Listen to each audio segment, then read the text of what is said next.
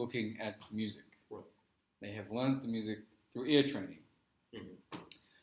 But then what happens is that the orchestration within an ensemble develops. And so you get Duke Ellington, Benny Goodman, and of course you have to read music because you have 60 musicians hopefully playing together. In order to accomplish that, you need to write music down.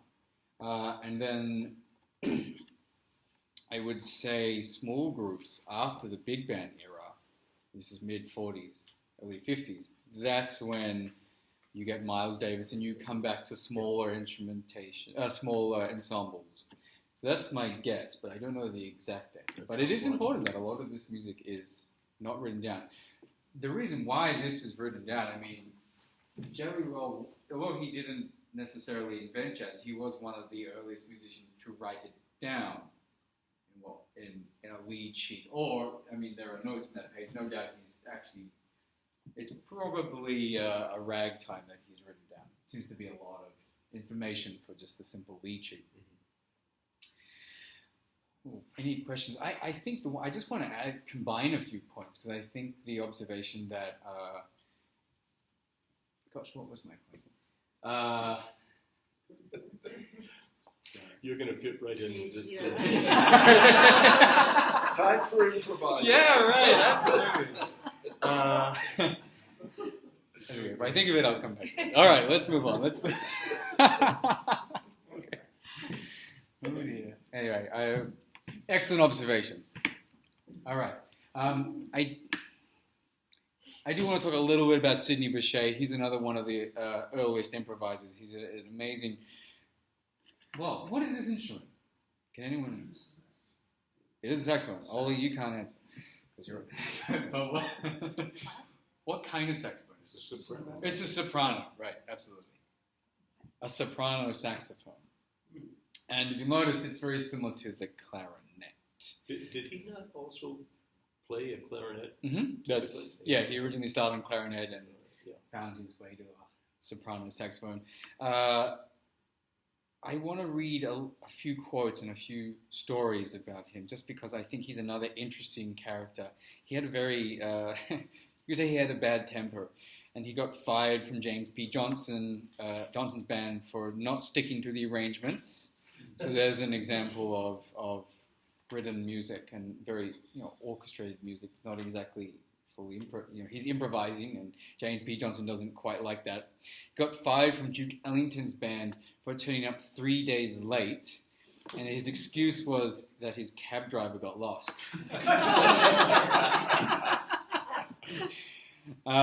He got into a gunfight in Paris over an argument with the chord changes, the harmony, disagreement on the harmony of a piece. And one time when Coleman Hawkins said that New Orleans musicians couldn't play, this would be New York, Sidney got up on stage and started playing in Coleman Hawkins' face, and Coleman Hawkins eventually left the stage and left the club, and Sidney Bechet chased him down the street. So again, interesting character. I'll attach one recording of him on the email. He has, speaking of vibrato, I think Sidney Bechet has one of the widest vibratos I've ever heard of any saxophone player. So anyway, I will attach that to the email. But for time's sake, I want to move on to Louis Armstrong. All right, so here's a little bit about him. So he was born in 1901 and grew up in an area called the Battlefield of New Orleans, a very impoverished area. His mother was a prostitute, and he grew up with a dad. Now, I believe this was mentioned last time, so I'll just reiterate it. So he worked as a house servant to a Jewish family, the Karnowskis, and they treated him well. They made sure he ate well, and at one point, Louis saw a cornet in a pawn shop, and he asked the Karnowskis if he could have an advance to buy this cornet, and they allowed it. So that's how Louis got his first instrument. It was through the Karnowskis, and so as a result, that's why he had the Star of David his whole life. So let's talk a little bit about the difference between the cornet and the trumpet. This is a confusing. Well, no, it's not a confusing. I guess being a non-trumpet player, this was a little confusing to me. They have the same pitch, the same range. The difference being is the timbre, or the quality. The cornet has a, we could say like maybe a less aggressive tone. It's a little more, I don't want to say smooth, that's not the right word. But it's less aggressive than the trumpet. The trumpet has a lot more ping to it. It's a lot more high-end articulation. But the cornet has a softer timbre, we could say. Which came first? That is a good question. I do not know the answer. I would guess the cornet. I think the cornet is more associated with the European marching band ensemble, but I'm not sure. All right. Where does the bugle fit in here? That's another good question. I'm not sure. It was part of the marching band ensemble, but I don't know the difference between the bugle and these two instruments. Does anyone know the answer? Well, Yeah. bugle doesn't have any vowels, Right. so it's probably. There you go. Thank What you. did you say? So, No right. vowels. So the bugle doesn't have any vowels, and Wow. gosh, I wonder if you can see that at home, but Has there ever been a jazz, actually a jazz bugler? I mean, I'm sure there is. I I just think don't know. there's a boogie woogie bugle. bugle I it mean, that comes was in clearly unique, right? not a bugle that was being played there. Yeah, I don't know of any famous bugle trumpet players. I think that would be remarkable. I think that, there has to be a lot of chromaticism in jazz, and I wonder if you don't have vowels, you're not able to play chromatic notes, and so I wonder if maybe that's why there aren't any, but if you... trombone players, that, some of them play shells. Right. Mm. Yeah. What's that mean? Sorry? What's that mean? Do you want to... Seashells. Like, There are trombone players who, with their tongue, without a slide, play shells. I'm just trying to think of the name of the most famous of those. right. What's it mean playing a shell? Like a conch shell. I'm with you. Yeah. They make music out of it like I got you.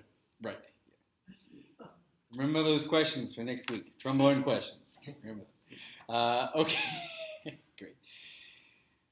So, sorry. Back to... Okay, cool. So, musical upbringing. So, during his youth, eventually he did get in touch with his dad at one point, and in 1912, so he was 11 years old, he was sent to juvenile prison because he shot a gun in his father's apartment in New York. And so in prison, he played in the marching band. And the marching band, he made the marching band play a particular way because of his ability. And so when they marched around Louis' old neighborhood, people were so impressed they dropped money into their hats, and they raised enough money to buy whole new outfits and new instruments for the ensemble. So already we're seeing that Louis has this profound effect on an ensemble, and no doubt as a play recognized. And so one of his first mentors, I mentioned this, was Joe King Oliver. Now, he was a cornetist. He only played the cornet. Joe King Oliver was born in 1881, worked around New Orleans, Storyville, and dance bands. And by 1910, he was considered one of the hottest players around. I don't mean that in an attractive sense. I mean musically attractive, but not in the physical sense. If you're saying someone's hot in a musical sense, early jazz, it means they're really good. Just to clarify. And sadly, in 1937, he had to quit music because of a gum disease. And gum disease makes trumpet rather difficult. So, in 1922, Joe King Oliver formed the band, the Creole Jazz Band. And he invited Louis. At this point, Joe King Oliver had moved over to Chicago, so we talked about the migration. And he invited Louis to come up to Chicago and join his band. And so this particular group had two trumpet players. And so what we're going to hear is Dippermouth Blues. This was recorded in 1923. And so we're going to hear Joe King Oliver take a solo. As soon as I can find my cursor. Here we are.